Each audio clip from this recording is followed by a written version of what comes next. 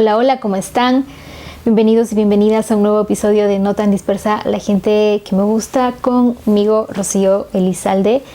Este espacio está hecho con mucho cariño y aunque no lo parezca quizás por todos los elementos de producción, también con mucho esfuerzo para poder compartir algunas ideas, algunos pensamientos y reflexiones de algunos temas que creemos que son importantes. Varios de estos están un poco quizás condicionados por el contexto coyuntural, otros vienen un poco más con temas que a veces ocupan mi mente y que a mí me gusta ponerlos aquí un poco como para compartirlo. Si esta es la primera vez que te encuentras con este espacio, pues este es una especie de podcast que se llama No Tan Dispersa, la gente que me gusta. Es un apelativo que tomé en base a un poema de Mario Benedetti que lleva ese nombre y que habla un poco de la gente, del tipo de gente que le gusta a ese poema, ¿no? Entonces a mí me gusta mucho esta gente que trae chispa en el alma y también que vibra, ¿no? Hay una parte que dice, me gusta la gente que no hay que empujarla y me siento muy identificada con eso. A veces también es un poco aplicar esta especie de poema hacia lo que uno también es.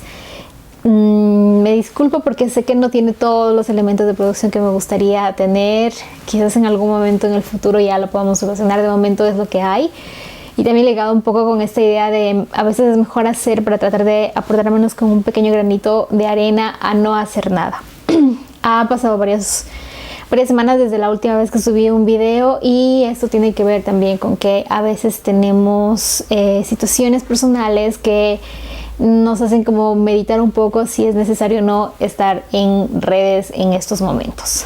Con todo este preámbulo, justamente el tema que me gustaría hoy abordar con ustedes tiene que ver con las redes sociales, pero con una en específico. Vamos a hablar de lo que hasta que finalizó julio fue Twitter y hoy ya se conoce como XX. Es una de las redes más potentes y un poco tratando de analizar cuáles son las implicaciones que ha tenido esta red social en el debate público de las cosas que están ocurriendo. Vemos que lo que se conoció como Twitter durante muchísimos años ha logrado tener una característica de red social altamente impactante en tres esferas, creo yo. En la primera de ellas es en la propia estructura de red social. Es una red bastante amplia, es una red bastante densa, que te conecta de manera inmediata con personas en múltiples lugares, pero que también tiene ciertas estructuras o arquitecturas, que es el término que lo suelen utilizar los expertos en redes sociales, vinculados con cómo está formado, ¿no? Vemos que tiene un espacio para enviar tweets, en textos, en otras características, pero también, y esta es quizás la característica más importante, en tendencias. Estas tendencias que se han vuelto como subcategorías de opinión, en la que cada eje temático abre una nueva ventana, un nuevo subgrupo de discusión, ¿no? Por eso se va haciendo muy grande, nos permite conocer de qué se está hablando globalmente, cuáles son los temas más importantes, pero también han sido espacios altamente instrumentalizados para generar tendencias de opinión que sea a favor o en contra de ciertas posturas. Entonces, por aquí quiero hablar un poco sobre el tema de Twitter, de lo que se conoció como red social Twitter y lo que hoy en día es ya estamos en agosto, lo que hoy en día es X. Pues es sobre el poder político y mediático que rodea a esta red. Si bien no todo el mundo está metido en Twitter, menos en un país como Ecuador, que hay zonas en las que las brechas de conexión digital siguen estando pendientes. Esta red social ha sido utilizado principalmente con la finalidad de movilizar opiniones, ideologías, conversaciones. Ha roto ciertas estructuras, ¿no? Vemos que hace un par de años la esfera política tenía una estructura bastante jerarquizada. Para poder llegar ahí había que seguir una serie de secuencias, por lo general era el periodista al que llegaba. Luego tenemos estas redes en las que cualquier ciudadano puede enviar un mensaje directamente al político que desea y vemos cómo esa estructura cambió, ¿no es cierto? Y también que la incidencia de lo que se considera popular como trending topic en esta red ha modificado también la esfera mediática al punto de mover temas, de hacer que algunos tengan mayor importancia. Digamos que en el caso de Ecuador, como muchas de estas discusiones han pasado de la esfera de Twitter a lograr tratamientos tecnológicos, e incluso vemos en el caso de Loja en concreto, como la divulgación de un tuit ha implicado también el levantamiento de medidas restrictivas, ¿no? Una denuncia de un exalcalde a una exconcejal en Loja por un tuit que esta exconcejal escribió y que le costó, creo que fue un mes de cárcel ya hace algunos añitos atrás. Y todo esto vinculado con esta idea de la libertad de expresión, ¿no es cierto? De que cada persona es dueña de su opinión y también asume un eje de responsabilidad al momento de compartir esta información.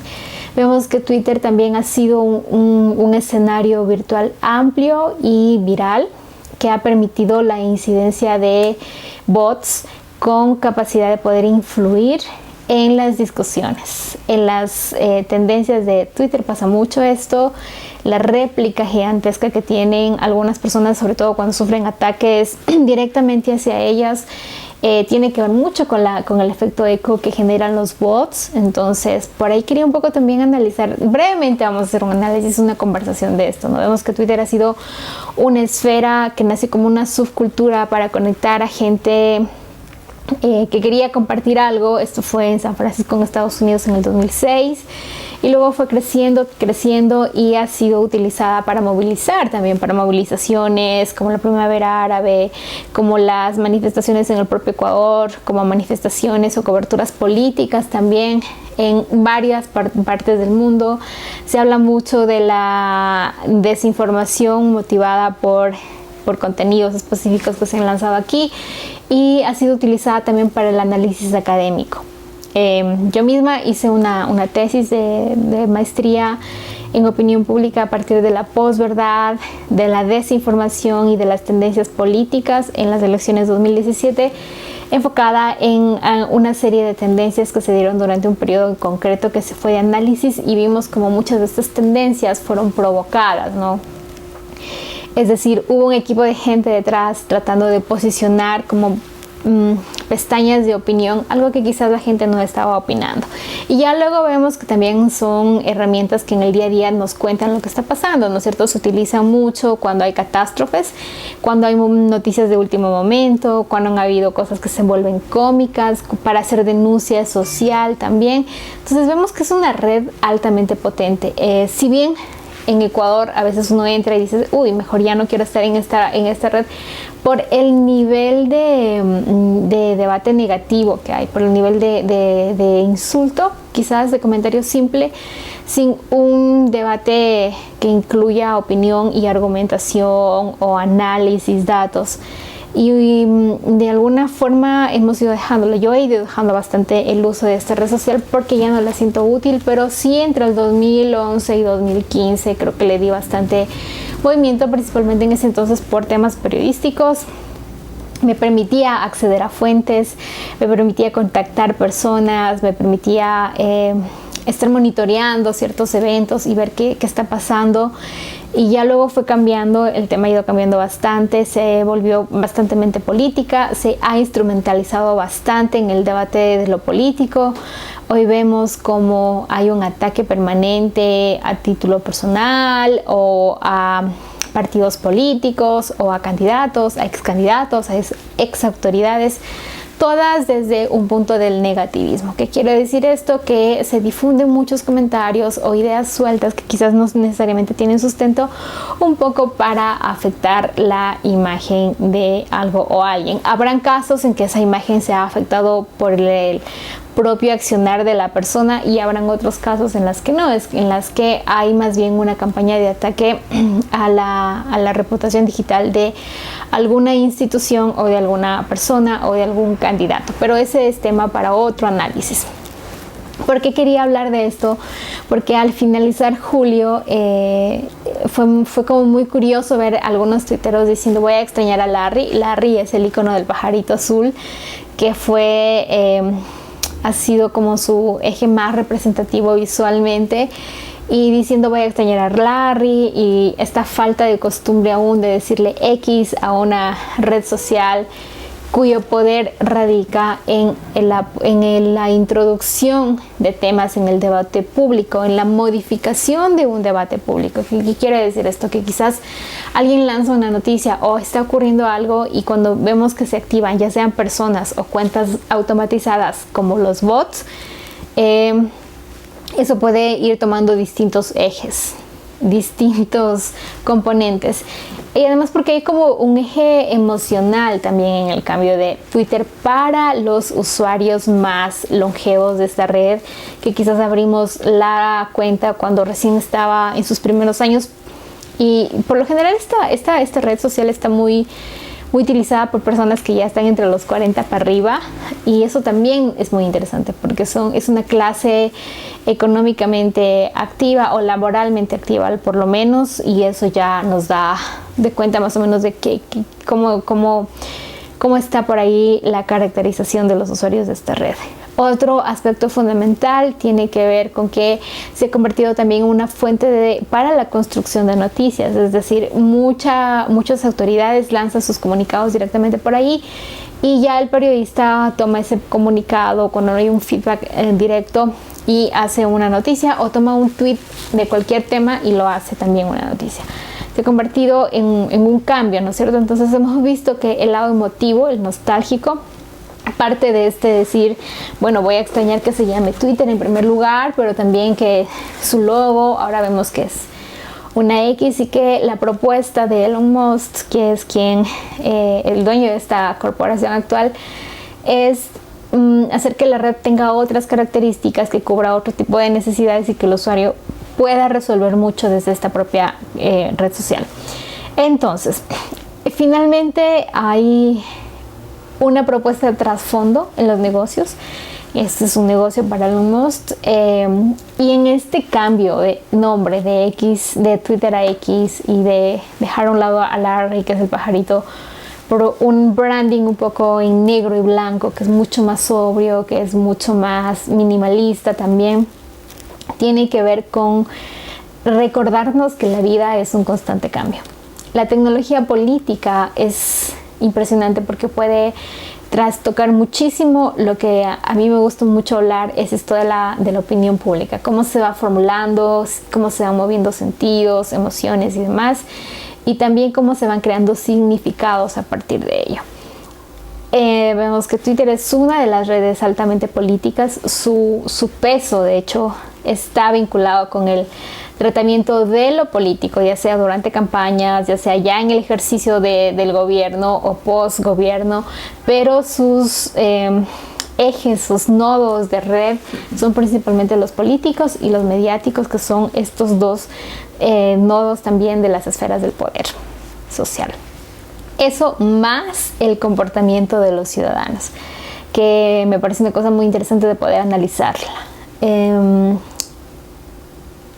Y este cambio también nos recuerda la importancia de que todo va mutando. Sí, hace algún tiempo, tipo 2018, cuando yo empecé a estudiar un poco temas de posverdad, se hablaban de los cambios en los paradigmas comunicativos a partir del eje de la comunicación digital, de la incidencia de internet y demás. Pues hoy con la presencia de más plataformas digitales, vemos que plataformas mucho más ligeras, mucho más dinámicas, mucho más rápidas, y que también son mucho más atractivas que Twitter, y quizás también ese sea un motivo por el que yo he ido dejando el uso de esta red, de X más bien ya ahora, es precisamente porque hay un modelo de negocio y hay un modelo de sistema comunicativo digital distinto. O sea, estos cambios que estamos viendo ya no responden tanto a la pregunta de qué está cambiando en el paradigma comunicativo digital, de si las redes vinieron o no para quedarse, o cosas que son como preguntas muy primarias, muy de primer nivel, sino más bien hacia dónde van y qué representan ya en nuestras vidas, ¿no? En nuestra forma de comunicarnos, en nuestra forma de ejercer una nueva dinámica de contacto, incluso con la monetización. A mí me ha parecido muy interesante conocer toda esta dinámica de los gamers. ¿Cuánto monetizan? ¿Cómo monetizan? Están horas y horas jugando, y hay gente conectada durante horas mirando cómo juegan y mirando cómo son esas personas, y con eso monetizan. Es muy interesante el trasfondo de comportamiento social que existen en estas nuevas dinámicas, y es precisamente también un comportamiento social que la red social Twitter nos ha permitido analizar hasta ahora. Esto un poco para tratar de comprender cuáles son las implicaciones de lo que va dejando ya atrás una configuración de una red social específica como Twitter hacia lo que hoy en día es X, y hay que ver hacia dónde va. El creador Jack Dorsey, el creador de Twitter, actualmente se dedica mucho al Bitcoin y toda esta nueva dinámica, ¿no? de la transferencia económica en una sociedad digital. Estos como elementos generales de análisis global, porque el caso de Ecuador es muy particular, más con toda la dinámica, la realidad que hemos tenido en estos 2 últimos años. Por ahí pega un poco más el análisis más profundo, pero quería hacer este video un poco enfocada en estos temas, ¿no? Antes de cambiar la discusión hacia otros bandos temáticos. Para mí esta red fue muy importante hasta como el 2017 quizás. Luego ya no porque entendí el poder de manipulación de la opinión pública que tiene. Tiene un alcance de poder manipular impresionante, y cuando entiendes cómo se hace eso, también entiendes en qué lugares no deseas depositar mucho tiempo. Pero debo decir que ahora que se llama X y que hay una propuesta conceptual un poco distinta que aún no se ha difundido tanto, pero de lo que ya nos han dicho, me parecería interesante retomar el uso de esta red social con fines un poco informativos también. Bueno, esto será ya con el tiempo.